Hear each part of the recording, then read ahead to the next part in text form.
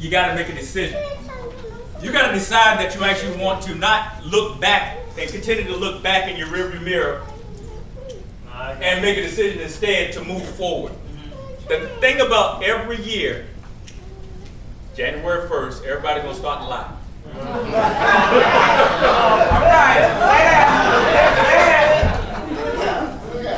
Okay. I'm going to lose this amount of pounds. I'm going to get in this type. I'm going to make all this money this year. I'm going to eat better. I'm going to be more loving to my family. I'm going to go to church more often.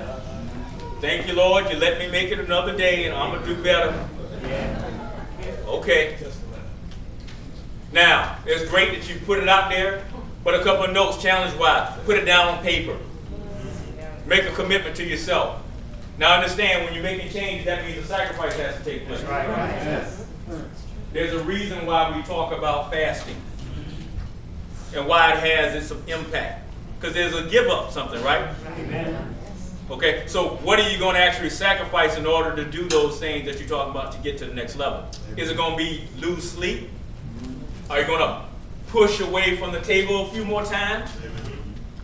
Are you going to stop spending, just throwing money away? What are you going to do differently?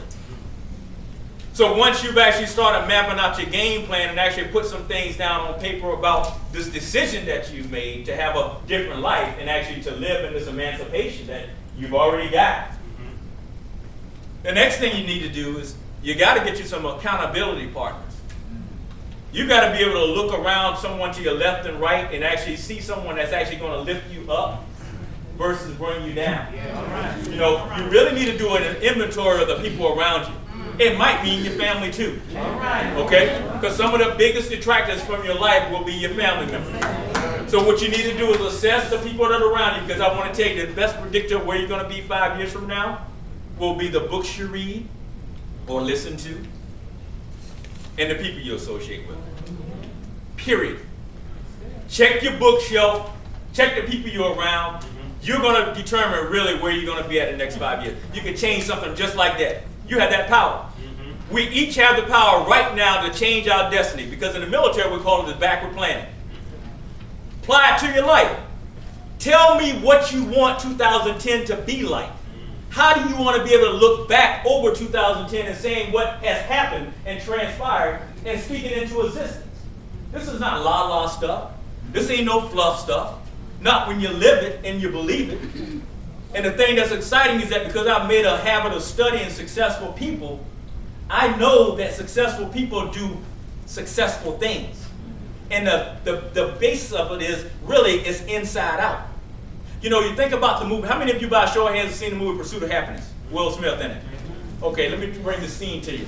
The guy comes up in a red sports car. And Will says, "Woo! I got 2 questions for you. What do you do? And how do you do it?" Wow, think about the powerfulness of that simple question. You see someone that you see as your elder, someone that you respect, and you actually pause and grab them and say, "Excuse me, sir, ma'am, I got 2 questions for you. What do you do? And how do you do it?" In other words, how did you get to where you're at? There was a time when we talked about this thing called apprenticeship. Okay? Well before the whole college stuff, and you know, my other thing about hang up about college. See, my dad didn't graduate from college. My mom didn't graduate from college. My grandfather didn't graduate from college.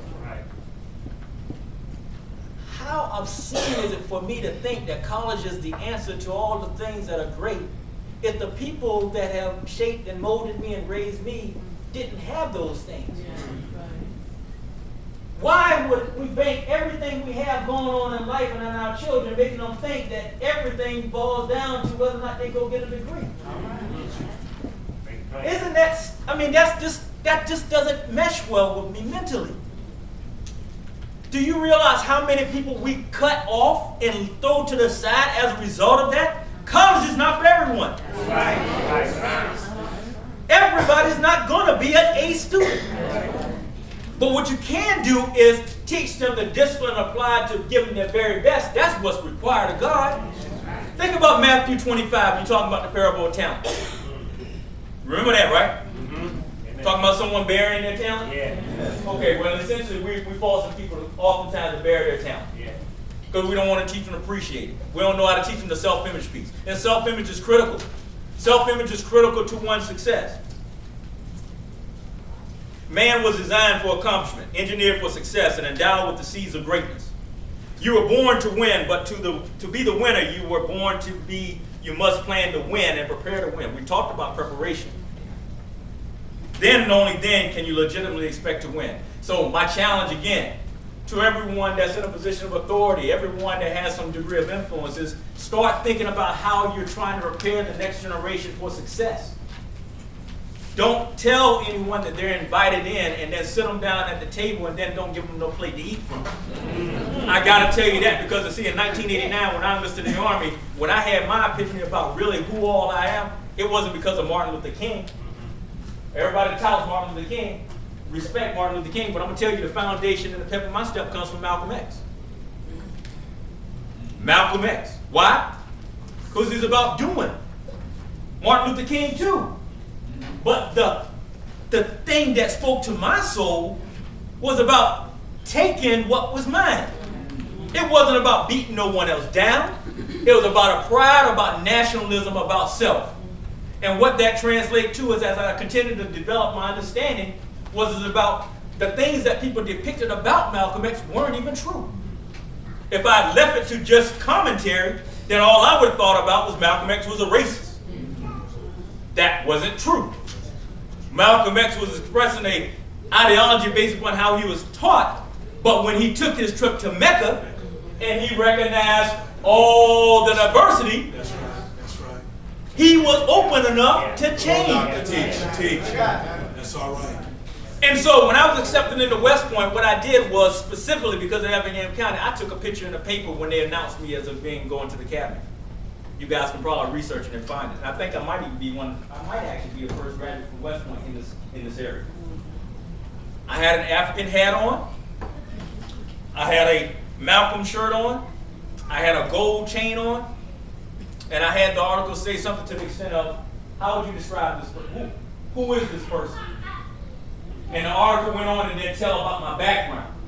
And then when I went back to school, I did a piece in sociology about that, about schisms and the way that people see someone dressed a particular way and pass judgment on them.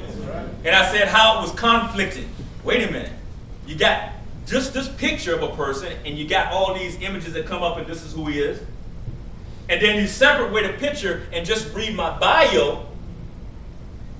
And then when you bring them together, you realize oftentimes that you just made a big mistake. Because you passed judgment on the book by the cover of it, without opening up the pages of it.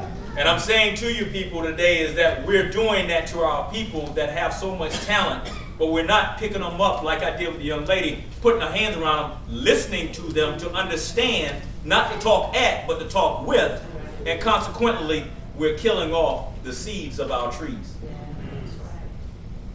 So if you want to change what's happening, and if you want to actually emancipate, and if you want to make this type of event meaningful, you got to reach the people that are actually going to be the next generation that's bringing through. That's right. Because otherwise, what you're going to do is you're going to have people of the same generation remembering and talking about the same old, and it's going to die out. That's reality.